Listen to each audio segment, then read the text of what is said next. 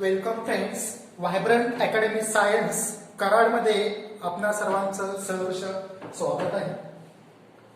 Last पिरियडला आपण सेवेची colligative property बघितली होती, ऑस्मोटिक प्रेशर. ऑस्मोटिक प्रेशर म्हणजे आपण काय सांगितलं होतं, तर this is one of the hydrostatic pressure that stop osmosis phenomenon. त्याला म्हटलं होतं ऑस्मोटिक प्रेशर आणि ह्याच्यासाठी सिम्बॉल वापरलाय पाय. हे ऑस्मोटिक प्रेशर जे आहे ते कॉलिगेटिव्ह प्रॉपर्टी होती. ही कॉलिगेटिव्ह प्रॉपर्टी कशी आहे, तर त्याच्या बेसवर बघा आपल्याला पुढच्या काही टर्म्स मिळतात. सोल्युशन जे आहे त्या सोल्युशनचे एकूण पुन्हा 3 टाइप्स ऑस्मोटिक प्रेशरच्या बेसवर सांगितले. त्याच्यामध्ये पहिला टाइप मिळतोय आयसोटोनिक सोल्युशन. पहिला टाइप कोणता सांगितलाय, आयसोटोनिक सोल्युशन. आता आयसोटोनिक सोल्युशन कुणाला म्हटलं जातं, तर याच्या आधी बऱ्याच वेळेला तुम्हाला आयसो हा शब्द गेलाय, जसा आयसोटोप्स, आयसोबार्स. स्टेट ऑफ मॅटर मध्ये तुम्ही काही ग्राफ्स बघितले होते आणि त्या ग्राफ्स मध्ये जे काही कर्व्स मिळत होते त्याच्यामध्ये बघितलं होतं बघा, आयसोथर्म मिळत होता आपल्याला बॉयल्स लॉ मध्ये. चार्ल्स लॉ मध्ये आपण बघितलं होतं आयसो बार मिळत होता. तर हे आयसो हा शब्दाचं मिनिंग काय मिळते, सेम, कॉन्स्टंट या अर्थाने शब्द वापरला जातो. आता आयसोटोनिक सोल्युशन कुणाला म्हणायचं, तर 2 किंवा 2 पेक्षा जास्त सोल्युशन जर आपण कंपेअर केली तर ह्या 2 किंवा 2 पेक्षा जास्त सोल्युशन जे आहे, 2 or more solutions having same osmotic pressure, same osmotic pressure. बघा 2 किंवा 2 पेक्षा जास्त सोल्युशन जे आहे त्यांचं ऑस्मोटिक प्रेशर जर कसं असेल, सेम असेल, तर त्या सोल्युशनला काय म्हणायचं, आयसोटोनिक सोल्युशन. सिंपल एक्झाम्पल बघा. For example 0.1 molar urea solution. बघा काय घेतलंय, 0.1 molar urea solution and 0.1 molar sucrose solution. हे 2 सोल्युशन जर आपण बघितले तर दोघांचं ऑस्मोटिक प्रेशर सेम असतं, बट त्यांचं ऑस्मोटिक प्रेशर सेम आहे कारण त्यांचं मोलार कॉन्सन्ट्रेशन जर बघितलं तर मोलार कॉन्सन्ट्रेशन दोघांचं कसं आहे, सेम आहे. They have same osmotic pressure also, but त्यांचं जर मोलर कॉन्सन्ट्रेशन आपण बघितलं तर ते मात्र डिफरंट असेल. पाहायला मिळते मोलर कॉन्सन्ट्रेशन डिफरंट असेल, that is gram per litre. आपण बघितलं होतं मोलॅरिटी. मोलॅरिटी मध्ये काय मिळतात, number of moles divide by volume. आणि मोलॅरिटी याच्यामध्ये काय मिळतात, number of moles divided by corresponding solvent जो वापरला होता तो सॉल्व्हंट कशामध्ये वापरला होता, किलोग्रॅम मध्ये. आणि मग त्यामुळं इथं जर आपण बघितलं तर नंबर ऑफ मोल मोलॅरिटी मध्ये जर बघितलं तर ह्याचा मास डिफरंट असणार आणि ग्रॅम पर लिटर ही सॉल्युबिलिटी डिफरंट असेल. मात्र इथं जर आपण बघितलं तर आपण घेताना काय घेतलं बघा, आपण बघतोय आयसोटोनिक सोल्युशन. आणि आयसोटोनिक सोल्युशन कुणाला सांगितलं, तर 2 किंवा 2 पेक्षा जास्त सोल्युशनचं ऑस्मोटिक प्रेशर जर सेम असेल तर त्या सोल्युशनला म्हणायचं आयसोटोनिक सोल्युशन. 0.1 मोलार युरिया आणि 0.1 मोलार सुक्रोज सोल्युशन म्हणजे दोघांची मोलॅरिटी सेम आहे, याचा अर्थ नंबर ऑफ मोल्स डिझॉल्व केलेले सेम असतील पर लिटर मध्ये आणि त्यामुळं त्यांचं ऑस्मोटिक प्रेशर कसं असणार आहे, सेम असणार. कारण ऑस्मोटिक प्रेशर ही कॉलिगेटिव्ह प्रॉपर्टी आहे and we know that colligative properties depends upon. Colligative property कशावर डिपेंड्स आहे, number of solute particle. Urea आणि सुक्रोज हे दोन्ही सबस्टन्स जर आपण बघितले तर हे नॉन इलेक्ट्रोलाइट आहे, म्हणजे युरिया वॉटर मध्ये डिझॉल्व केला तर त्याचे नंबर ऑफ मोल जेवढे घेतले तेवढे आहे तसेच राहतात. It does not get dissociated. Similarly sucrose सुद्धा नॉन इलेक्ट्रोलाइट आहे आणि त्यामुळे तो सुद्धा वॉटर मध्ये डिसोसिएट होत नाही आणि त्यामुळे त्याचे नंबर ऑफ मोल जेवढे युरियाचे घेतले दोघांचे नंबर ऑफ मोल सेम आहे आणि त्यामुळे त्यांची कॉलिगेटिव्ह प्रॉपर्टीचा मॅग्निट्यूड सुद्धा सेम असेल, म्हणून ह्या दोन सोल्युशनचं ऑस्मोटिक प्रेशरची व्हॅल्यू सेम मिळाली. हे सोल्युशन झाले आयसोटोनिक सोल्युशन. सेकंड आपल्याला त्याच्यामध्ये सोल्युशनचा टाइप मिळते कॉल्ड ॲज हायपरटोनिक सोल्युशन. बघा, दुसरा टाइप ऑस्मोटिक प्रेशरच्या बेसवर काय सांगितलं, हायपरटोनिक सोल्युशन. आता हायपरटोनिकचं मीनिंग काय मिळतं बघा, the solution having more osmotic pressure than other solution. ज्या सोल्युशनचं ऑस्मोटिक प्रेशर हे जास्त आहे कुणापेक्षा, दुसऱ्या सोल्युशन पेक्षा, त्याला काय म्हणायचं, hypertonic solution. That is solution having higher osmotic pressure. बघा, सोल्युशन हॅव्हिंग काय सांगितलं, higher osmotic pressure than other solution called as hypertonic solution. बघा, ज्या सोल्युशनचा ऑस्मोटिक प्रेशरची व्हॅल्यू जास्त आहे कुणापेक्षा, दुसऱ्या सोल्युशनच्या कंपॅरेटिव्हली. म्हणजे समजा ए आणि बी हे दोन सोल्युशन आपण घेतले, ए चा ऑस्मोटिक प्रेशर जास्त आहे कुणापेक्षा, बी पेक्षा, तर ए इज हायपरटोनिक सोल्युशन दॅन बी. ए काय असेल, हायपरटोनिक सोल्युशन असेल कुणापेक्षा, बी पेक्षा. नाउ सिमिलरली आणखी एक टर्म आपल्याला किंवा आणखी एक टाइप सोल्युशनचा ह्या ऑस्मोटिक प्रेशरच्या बेसवर सांगितलं आहे आणि त्याला म्हटलंय हायपरटोनिक. बघा, जसं आता आपण हायपरटोनिक बघितलं तसं आणखी एक काय मिळतोय, हायपोटोनिक. म्हणजे तिसरा टाइप काय मिळते आपल्याला, हायपोटोनिक. आता हायपोटोनिक सोल्युशन कुणाला म्हणायचं बघा, solution having lower osmotic pressure. Solution having lower osmotic pressure than other solution. म्हणजे दोन सोल्युशन आपण बघितली होती, जसं आता आपण बघितलं ए आणि बी. त्याच्यामध्ये आपण काय सांगितलं होतं, ए चा ऑस्मोटिक प्रेशर जास्त आहे, बी चं कमी आहे, म्हणून ए काय होतं, बी च्या कंपॅरेटिव्हली हायपरटोनिक सोल्युशन होतं. तर बी जो असणार आहे तो काय असणार आहे, हायपोटोनिक असेल, कारण बी चा ऑस्मोटिक प्रेशर ए पेक्षा कमी आहे. म्हणजे हे दोन टर्म एकमेकांशी रिलेट करतात. फॉर एक्झाम्पल बघा, सपोज त्याच्यामध्ये आपण एक सोल्युशन कन्सिडर करूया, युरिया सोल्युशन आणि सुक्रोज सोल्युशन, असे दोन सोल्युशन आपण घेतले. बघा, ह्याच्यामध्ये समजा if osmotic pressure of sucrose is higher than urea. बघा, ऑस्मोटिक प्रेशर कुणाचं जास्त आहे, सुक्रोज सोल्युशनचा कुणापेक्षा, युरियापेक्षा.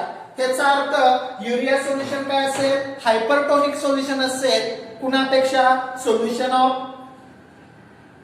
युरिया. दुसऱ्या कन्सेप्ट नुसार काय मिळतं, तर युरिया हे हायपोटोनिक सोल्युशन असेल कुणापेक्षा, सोल्युशन ऑफ सुक्रोज पेक्षा. म्हणजे ह्या दोन एकमेकांशी रिलेट करतील. तर ऑस्मोटिक प्रेशरच्या बेसवर ह्या तीन टर्म येतील. आयसोटोनिक कुणाला म्हटलं, दोन किंवा दोन पेक्षा जास्त सोल्युशन जर आपण बघितले, ह्या सगळ्यांचा ऑस्मोटिक प्रेशरची व्हॅल्यू जर कशी असेल, सेम असेल, तर त्यांना म्हणायचं आयसोटोनिक. दुसरी टर्म बघितली आपण हायपरटोनिक. हायपरटोनिक मध्ये काय सांगितलं, ज्या सोल्युशनचा ऑस्मोटिक प्रेशरची व्हॅल्यू जास्त आहे दुसऱ्या सोल्युशनच्या कंपॅरेटिव्हली, तर ते सोल्युशन झालं हायपरटोनिक सोल्युशन. आणि तिसरा कन्सेप्ट काय सांगितला, ज्या सोल्युशनचा ऑस्मोटिक प्रेशर ते दुसऱ्याच्या कंपॅरेटिव्हली कमी असेल, लो असेल, त्याला म्हणायचं हायपोटोनिक सोल्युशन. तर असे ऑस्मोटिक प्रेशरच्या बेसवर पुन्हा तीन टाइप्स मिळतील. आता हे ऑस्मोटिक प्रेशर आणि कॉन्सन्ट्रेशन सोल्युशन काय मिळतं बघा, ऑस्मोटिक प्रेशर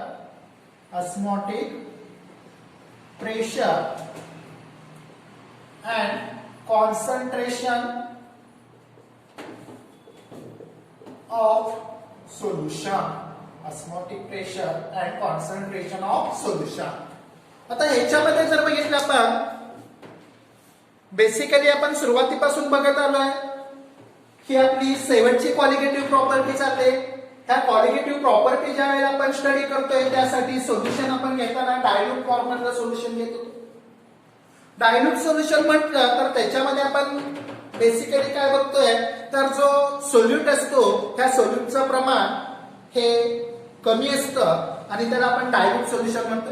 सिमिलरली ह्याच्यामध्ये सुद्धा जर आपण बघितलं फॉर ऑस्मॉटिक प्रेशर कुणासाठी आपण स्टडी करतोय very dilute solution the osmotic pressure follows the following equation आणि ते इक्वेशन काय मिळते बघा फॉर व्हेरी डायल्यूट सोल्युशन हे ऑस्मॉटिक प्रेशर कोणते इक्वेशन फॉलोज करते तर pi is equal to N2RT upon V.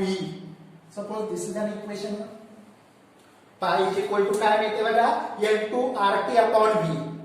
आता पाय आत्ताच आपण मिळते ऑस्मॉटिक प्रेशर. V म्हणजे काय मिळते this is an volume of solution. म्हणजे ह्याच्यामध्ये जर आपण बघितलं तर ह्या ज्या टर्म्स आपल्याला मिळतील V is volume of solution. ना N2 म्हणजे काय मिळतं तर these are the number of moles of non volatile solute. Number of moles कुणाचे नंबर ऑफ मोल्स आहे तर number of moles of non volatile solute. Solute जो आहे तो त्याचा नेचर कसं आहे नॉन व्होलॅटाइल आणि त्याचे नंबर ऑफ मोल N2 असते. आणि बाकीच्या ह्या टर्म्स कॉमनच आहे. R माहिती आहे आपल्याला this is an universal gas constant. आणि इथं जी R ची व्हॅल्यू कन्सिडर केली universal gas constant this is an 0.08206 बघा 0.08206. आपण गेल्या वर्षी बघितलं होतं स्टेट ऑफ मॅटर मध्ये आयडियल गॅस इक्वेशन आपण बघितलं होतं आणि त्याच्यामध्ये आपल्याला हा R that is universal gas constant मिळाला होता. आणि मग त्याच्यामध्ये आपण बघितलं होतं प्रेशर व्हॉल्यूम कोणत्या युनिट मध्ये तिथं वापरले त्याच्या बेसवर त्या R च्या व्हॅल्यू चेंज होत होत्या. वेगवेगळ्या युनिट मध्ये आपल्याला त्या व्हॅल्यू वेगवेगळी मिळत होती. अकॉर्डिंग टू दॅट इथं R ची व्हॅल्यू काय मिळेल आपल्याला 0.08206. ही व्हॅल्यू कशामध्ये मिळते डेसिमीटर क्यूब ऍटमॉस्फियर पर केल्विन पर मोल याच्यामध्ये ही R ची व्हॅल्यू असेल. आणि T मीन्स टेम्परेचर. हे टेम्परेचर कशामध्ये असेल केल्विन मध्ये असेल. पाय दिस इज एन ऑस्मॉटिक प्रेशर. पाय काय असणार आहे ऑस्मॉटिक प्रेशर इन ऍटमॉस्फियर. तर ह्या पद्धतीने आपल्याला हे टर्म्स ह्या इक्वेशन मधल्या पाहायला मिळतील. नाउ अकॉर्डिंग टू दॅट त्याच्यामध्ये काय मिळालं बघा pi is equal to N2RT upon V. But N2 upon V जर आपण बघितलं तर this indicate that concentration. N2 upon V काय इंडिकेट करते concentration. N2 upon V is concentration and in हे कॉन्सन्ट्रेशन कशामध्ये बघतोय आपण तर मोलॅरिटी. कशामध्ये असेल हे concentration molarity that is capital M. आपण बघितलंय N2 म्हणजे काय मिळाले number of moles of non volatile solute आहे आणि V म्हणजे काय व्हॉल्यूम आहे. मगाशी सुद्धा आपण बघितलं होतं मोलॅरिटीचे इक्वेशन काय मिळतं number of moles divide by volume of solution in litre. आणि त्यामुळं इथं आपल्याला N2 अपॉन V याचा अर्थ काय असेल तर this is a concentration of solution in molarity. Hence equation 1 becomes मग काय मिळेल बघा N2 अपॉन V ची व्हॅल्यू काय मिळाली molarity that is capital M. मग इक्वेशन 1 काय मिळेल pi is equal to MRT. Suppose this is an equation second. आणि हे इक्वेशन काय सांगते आपल्याला बघा pi is equal to MRT that is the solute concentration is express in molarity. आणि त्यामुळे आपण कॅपिटल M वापरलं. ह्याच्या आधीच्या क्वालिटेटिव्ह प्रॉपर्टी मध्ये आपण बघितलं होतं either lowering of vapour pressure असेल किंवा इलिव्हेशन इन बॉइलिंग पॉइंट असेल किंवा डिप्रेशन इन फ्रीजिंग पॉइंट असेल. ह्या सर्व क्वालिटेटिव्ह प्रॉपर्टी एक्सप्रेस करताना तिथे आपण कॉन्सन्ट्रेशन साठी कोणती मेथड वापरली होती तर मोलॅरिटी. बघा इथं मात्र वापरताना काय वापरले मोलॅरिटी. कारण ज्या वेळेला आपण ऑस्मॉटिक प्रेशर एखाद्या सोल्युशनचं मेजर करतो at that time pressure remains constant. Sorry temperature remains constant. तिथे काय असणार आहे टेम्परेचर कॉन्स्टंट असेल आणि टेम्परेचर कॉन्स्टंट आहे त्यामुळं इथं जर बघितलं तर कॉन्सन्ट्रेशन जे आहे मोलॅरिटी ही जर आपण बघितली तर ही टेम्परेचर डिपेंडेंट प्रॉपर्टी होती आणि टेम्परेचर डिपेंडेंट प्रॉपर्टी असल्यामुळं तिथं आपण बघितलं होतो त्याच्या आधीच्या क्वालिटेटिव्ह प्रॉपर्टी मध्ये आपल्याला मोलॅरिटीचा उपयोग करता आलेला नव्हता, कारण मोलॅरिटी टेम्परेचर डिपेंडंट आहे. टेम्परेचर कमी जास्त झालं तर त्या सोल्युशनचं कॉन्सन्ट्रेशन इन मोलॅरिटी हे सुद्धा कमी जास्त होतं आणि त्यासाठी बाकीच्या याच्यामध्ये मोलॅरिटी वापरलं, मात्र इथं काय वापरलं मोलॅरिटी, कारण इथं ऑस्मोटिक प्रेशर मेजर करताना टेम्परेचर कॉन्स्टंट असते आणि त्यामुळं त्या कॉन्सन्ट्रेशनवर टेम्परेचरचा परिणाम जो होतोय तो इथं होत नाही आणि त्यामुळे इथं मोलॅरिटी ही टर्म इन्क्लूड केली. तर हे जे इक्वेशन मिळतं pi is equal to MRT. This gives the relation between concentration of solution and osmotic pressure. कुणामधलं रिलेशन सांगताय? Concentration of solution, that is M means molarity, आणि हे मोलॅरिटी काय करते? the concentration of solution expressed in molarity, आणि पाय म्हणजे काय? ऑस्मोटिक प्रेशर आहे. तर ह्या पद्धतीने आपल्याला या दोघांमध्ये रिलेशन मिळते. आता हेच इक्वेशन जे मिळते त्या इक्वेशनच्या सहाय्यानं आणखी एक आपल्याला त्याच्यामध्ये डेरिवेशन आपण बघणार आहे. कोणतं? तर molar mass of solute from osmotic pressure. तर हे ऑस्मोटिक प्रेशर म्हणजे काय हे आपण ह्याच्या आधीच्या लेक्चरला बघितलं होतं. त्याच्या बेसवर हे सोल्युशनचे 3 टाइप्स आपण आता सांगितले आणि ऑस्मोटिक प्रेशर आणि कॉन्सन्ट्रेशन ऑफ सोल्युशन दोघांचं रिलेशन आपण एक्सप्लेन केलं. आय होप यू हे तुमच्या लक्षात आलं असेल. ह्याचा स्क्रीनशॉट काढून घ्या. त्याच्या पुढचा जो पार्ट आहे तो पार्ट आपण पुढचं कॉन्सन्ट्रेशन जे आपण बघितलंय, कुणाचं कॉन्सन्ट्रेशन आता आपण सांगितलं सोल्युशनचं आणि ऑस्मोटिक प्रेशर ह्या दोघांचं रिलेशन आपण बघितलं होतं.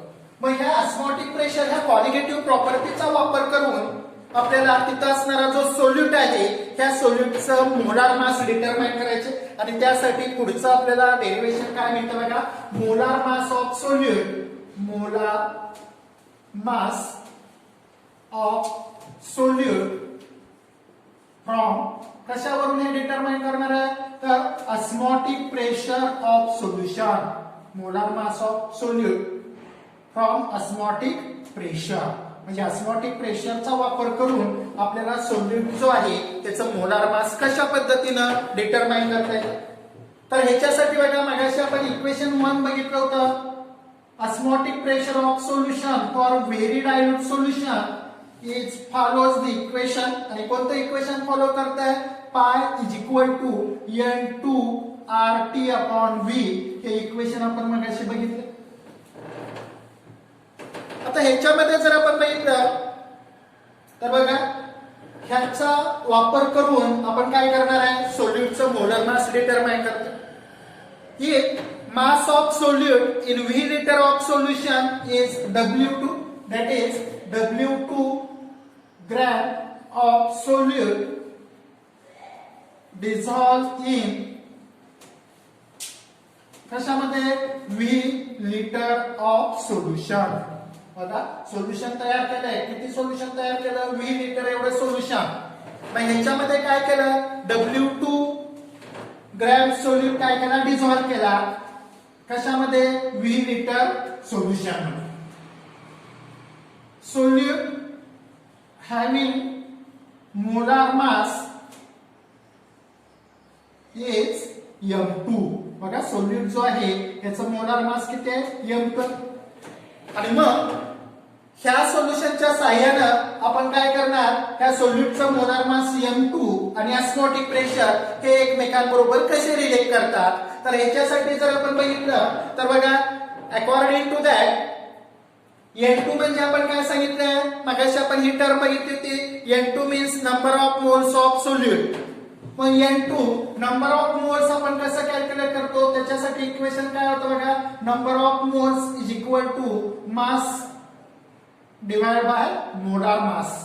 बघा नंबर ऑफ मोल्स साठी इक्वेशन आपल्याला काय मिळतं? Mass divide by molar mass. We know that N2 means number of moles of solute is equal to सोल्यूटचा मास किती घेतला आपण? W2. मोलार मास किती? M2. म्हणजे N2 ची व्हॅल्यू काय मिळाली? W2 upon M2. मग ही व्हॅल्यू जर आपण इक्वेशन 1 मध्ये पुट केली तर बघा इक्वेशन 1 काय मिळेल? Put in equation first it gives काय मिळेल इक्वेशन फर्स्ट मग अकॉर्डिंग टू दॅट बघा पाय इज इक्वल टू काय इक्वेशन आपलं pi is equal to n2 RT अपॉन v but n2 is equal to काय सांगितलं W2 अपॉन m2 म्हणजे पाय इज इक्वल टू काय मिळेल W2 RT upon m2 v पाय इज इक्वल टू काय मिळेल W2 RT upon m2 v और this equation can be rearranged in term of m2 m2 च्या टर्म मध्ये इक्वेशन रिअरेंज केलं तर काय मिळेल m2 इज इक्वल टू बघा W2 RT upon pi V. This gives the relation between molar mass of solute from osmotic pressure. म्हणजे ह्या रिलेशनचा वापर करून आपण काय करू शकतोय मोलार मास आणि ऑस्मोटिक प्रेशर या दोघांचं रिलेशन आपल्याला ह्याच्यावरून पाहायला मिळते. म्हणजे हे इक्वेशन जर आपण बघितलं ह्याच्यामध्ये जर आपल्याला सोल्यूटचं मास ऑस्मोटिक प्रेशर टेम्परेचर आणि व्हॉल्यूम ह्या जर टर्म माहित असतील तर त्याचा यूज करून आपण तिथं असणारा सोल्युशन मध्ये जो सोल्यूट डिझॉल्व केला त्या सोल्यूटचा आपण काय करू शकतो मोलार मास डिटरमाइन करू शकतो. तर ह्या पद्धतीने आपल्याला हे त्यांचं रिलेशन मिळते. आता हे ऑस्मोटिक प्रेशर जर आपण बघितलं तर आपण ह्याच्या आधी सुद्धा नंबर ऑफ कॉलिगेटिव्ह प्रॉपर्टी बघितल्या ह्यांच्या कंपॅरेटिव्हली जर आपण बघितलं तर ऑस्मोटिक प्रेशर ही जर कॉलिगेटिव्ह प्रॉपर्टी जर बघितलं तर त्याच्यामध्ये आपल्याला काय मिळतं osmotic pressure is much larger value and therefore they can be more precise measurement आणि त्यामुळे as compared to other property बाकीच्या ज्या क्वालिटेटिव्ह प्रॉपर्टी बघितल्यात आपण त्याच्यापेक्षा ऑस्मोटिक प्रेशरची व्हॅल्यू जर बघितली त्याचा मॅग्निट्यूड हा लार्ज असतो आणि त्यामुळे त्याच्यामध्ये जेवढा मॅग्निट्यूड लार्ज असेल तेवढे त्याच्या मेजरमेंट मध्ये अॅक्युरेसी मिळणार आहे आणि ते मेजरमेंट प्रिसाइज असलेले पाहायला मिळते. मात्र ज्या वेळेला आपण बघतो मॅग्निट्यूड कमी असेल तर ह्याच्या मेजरमेंट मध्ये अॅक्युरेसी जे आहे प्रिसिजन जे आहे ते प्रिसिजन कमी प्रमाणात मिळतं आणि त्यामुळे रिझल्ट जो आहे तो आपल्याला रिझल्ट मध्ये व्हॅरिएशन मिळतं. मात्र इथं याचा मॅग्निट्यूड जास्त आहे आणि त्यामुळे तिथं आपल्याला जो मेजरमेंट असणार आहे हे प्रिसाइज असेल अॅक्युरेट असेल आणि त्यामुळे osmotic pressure is useful to determine molar masses of very expensive substances of the substances that can be prepared in small quantities also.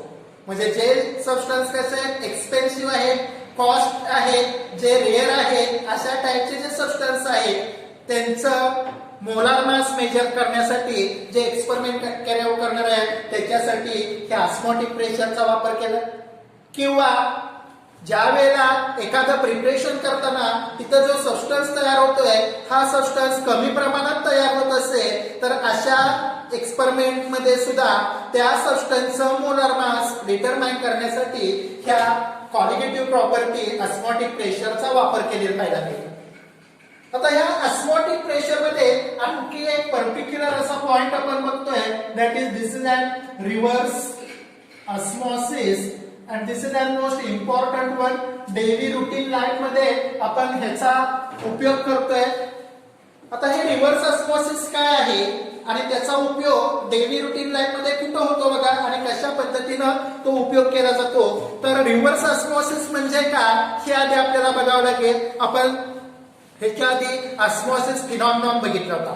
Osmosis phenomenon मध्ये काय होत होतं तर सॉल्व्हंटचे मॉलिक्यूल काय होतात सेमी परमेबल मेम्ब्रेन मधून पास होत होते. कुठं पास होतात प्युअर सॉल्व्हंट कडून सोल्युशन कडे किंवा लो कॉन्सन्ट्रेशन सोल्युशन कडून हाय कॉन्सन्ट्रेशन सोल्युशन कडे हे सॉल्व्हंटचे मॉलिक्यूल पास होतात. कशामधून सेमी परमेबल मेम्ब्रेन ह्याला म्हटलं होतं ऑस्मोसिस. आता रिव्हर्स ऑस्मोसिस मध्ये आपल्याला काय मिळतं बघा the direction of osmosis can be reverse.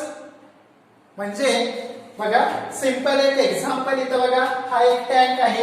ह्या टँक मध्ये काय केलं बघा दोन कंपार्टमेंट तयार केली. कशाच्या सहाय्यानं तर दोन कंपार्टमेंट हा सेमी परमेबल मेम्ब्रेन त्याच्यामध्ये फिक्स केला. हा जो मेम्ब्रेन आहे हा काय सेमी परमेबल मेम्ब्रेन आहे. ह्या मेम्ब्रेनच्या साह्यानं काय केलं तर ह्या कंपार्टमेंटचे दोन पार्ट सेपरेट केले. बघा ह्या एका कंपार्टमेंटला ह्या पद्धतीने एक पाईप कनेक्ट केलेला पाहायला मिळेल ऍज लाईक टू दॅट. दुसऱ्या कंपार्टमेंटला सुद्धा ह्या पद्धतीने काय केली एक पाईप कनेक्ट केलेली पाहायला मिळेल. आता ह्याच्यामध्ये बघा जे दोन कंपार्टमेंट आहेत त्या कंपार्टमेंटच्या डाव्या साईडचं जे कंपार्टमेंट आहे त्याच्यामध्ये काय बघा फ्रेश वॉटर काय याच्यामध्ये फ्रेश वॉटर आहे आणि उजव्या साईडचा जो कंपार्टमेंट आहे त्याच्यामध्ये काय आहे सॉल्ट वॉटर किंवा सॉल्टी वॉटर असलेलं पाहायला मिळते. सॉल्ट वॉटर किंवा सॉल्टी वॉटर. आता ह्याच्यामध्ये जर आपण बघितलं तर बेसिक आपल्या इथं ऑस्मॉसिस फिनॉमिनॉन काय असणार आहे. ऑस्मॉसिस फिनॉमिनॉन होताना बघा काय होणार आहे हा फ्रेश वॉटर आपण डाव्या साईडला फ्रेश वॉटर आहे मध्ये इथं सेमी परमेबल मेम्ब्रेन आहे आणि उजव्या साईडला काय आहे सॉल्ट वॉटर असलेलं पाहायला मिळते. मग ऑस्मॉसिस मध्ये काय होतं तर डाव्या साईडचे जे फ्रेश वॉटरचे जे सॉल्व्हंटचे मॉलिक्यूल आहे ते सॉल्व्हंटचे मॉलिक्यूल कुठं पास होणार आहे सॉल्ट वॉटर कडे मूव्ह झाले पाहायला मिळते पास झाले पाहायला मिळते through a semi permeable membrane. म्हणजे सेमी परमेबल मेम्ब्रेन मधून फ्रेश वॉटरचे मॉलिक्यूल हे कुठं जातात सॉल्ट वॉटर कडे. हा जो फिनॉमिनॉन आहे हा ऑस्मॉसिस फिनॉमिनॉन आहे. कोणता फिनॉमिनॉन आहे ऑस्मॉसिस. म्हणजे ऑस्मॉसिस मध्ये काय होणार आहे फ्रेश वॉटरचे मॉलिक्यूल सेमी परमेबल मेम्ब्रेन मधून कुठे जातील सॉल्ट वॉटर कडे जातील. हा फिनॉमिनॉन ऑस्मॉसिस. इथं आपण बघतोय रिव्हर्स ऑस्मॉसिस. आता याच्यामध्ये काय होतं बघा आपण बघितलं होतं ऑस्मॉसिस फिनॉमिनॉन ज्या वेळेला होतं त्यावेळेला तिथं काय झाले पाहायला मिळतं तर ज्या साईडला हे सॉल्व्हंटचे मॉलिक्यूल पास होणार आहे जिकडे सॉल्व्हंट मॉलिक्यूल पास होतात त्या साईडला काय होतं सोल्युशनची लेवल इन्क्रीज होत जाते राईज होत जाते. मग सोल्युशनची लेवल तिथं इन्क्रीज होत गेली की अल्टिमेटली तिथं काय होतं त्या साईडला एक प्रेशर तयार होतं. त्या प्रेशरला म्हटलं होतं हायड्रोस्टॅटिक प्रेशर आणि मग तिथं एक इक्विलिब्रियम कंडिशन होते. ह्या इक्विलिब्रियम कंडिशनला जे प्रेशर डेव्हलप झालं ते प्रेशर काय करतं तर हे ऑस्मॉसिस फिनॉमिना स्टॉप करतं. त्याला आपण म्हटलं होतं ऑस्मॉटिक प्रेशर. त्याला काय म्हटलं होतं ऑस्मॉटिक प्रेशर. तर इथं आपल्याला ऑस्मॉटिक प्रेशर यूज करावं लागणार आहे ऑस्मॉटिक प्रेशर आणि त्या ऑस्मॉटिक प्रेशर जे आहे ह्याच्या सहाय्याने आपण काय बघतोय रिव्हर्स ऑस्मॉसिस. आता बघा ही फिगर दाखवली एक टँक घेतला होता त्या टँक मध्ये दोन कंपार्टमेंट केले.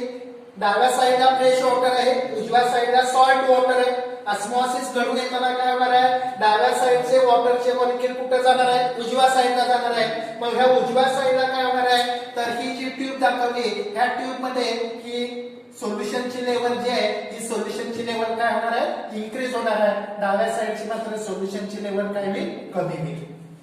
हा ऑस्मॉसिस फिनॉमिनॉन असतो. मग रिव्हर्स ऑस्मॉसिस फिनॉमिनॉन काय मिळतो the direction of osmosis can be reversed by applying pressure larger than osmotic pressure.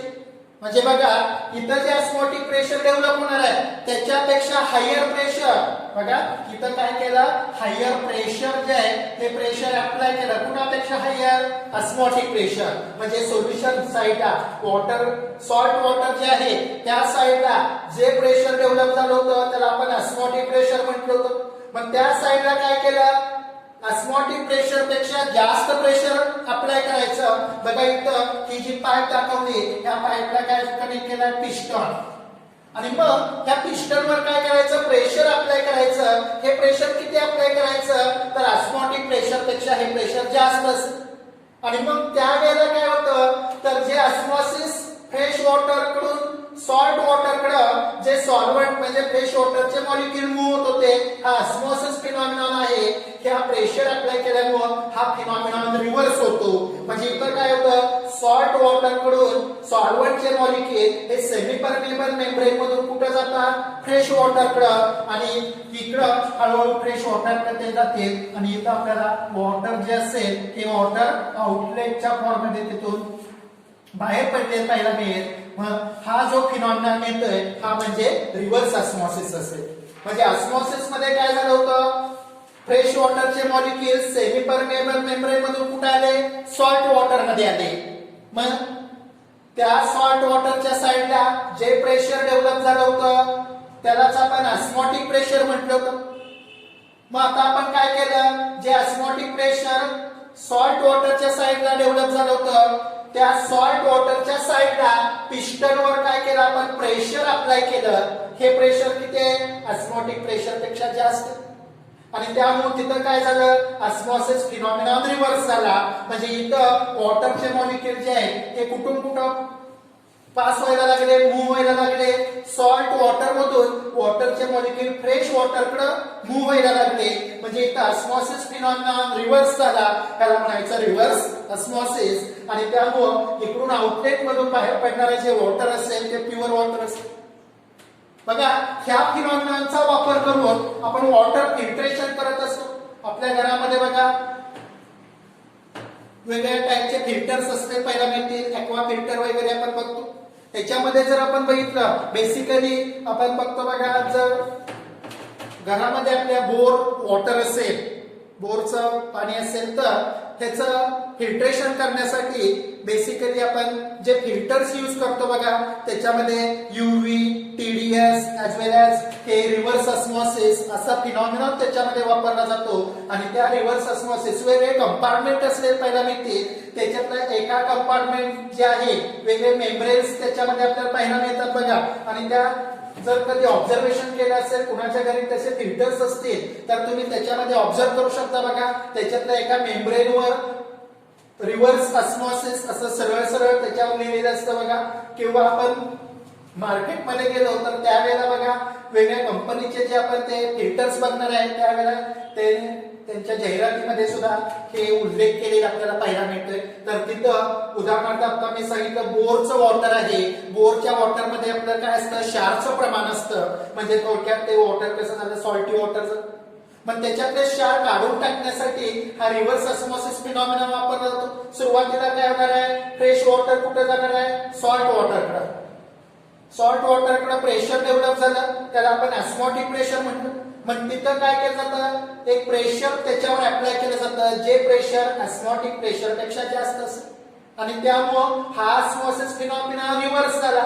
पहिल्यांदा काय होत होतं, फ्रेश वॉटरकडून सॉल्ट वॉटरकडे प्रेशर अप्लाय केल्यामुळे सॉल्ट वॉटरकडून ते मॉलिक्युल कुठे ट्रान्सफर होतात, फ्रेश वॉटरकडे.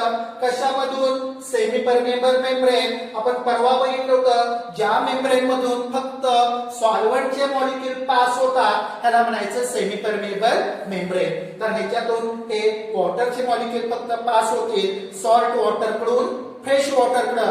आणि त्यामुळे इथं फिनॉमिना काय झाला, रिव्हर्स झाला, त्याला म्हणायचं रिव्हर्स ऑस्मॉसिस. तर ह्याचा आपण ह्या पद्धतीने डेली रुटीन लाईफ मध्ये वापर करतोय वॉटर फिल्ट्रेशन साठी. तर ही एक क्वालिटेटिव्ह प्रॉपर्टी आपण बघत होतो, ऑस्मॉटिक प्रेशर. तर इथपर्यंतचा पाठ तुमच्या लक्षात आला असेल, त्याचा स्क्रीनशॉट काढून घ्या. आपल्या चॅनलला लाईक करा, सबस्क्राईब करा. आता आपण इथं थांबूया, पुढचा पार्ट आपण नेक्स्ट पिरियडला कंटिन्यू करू.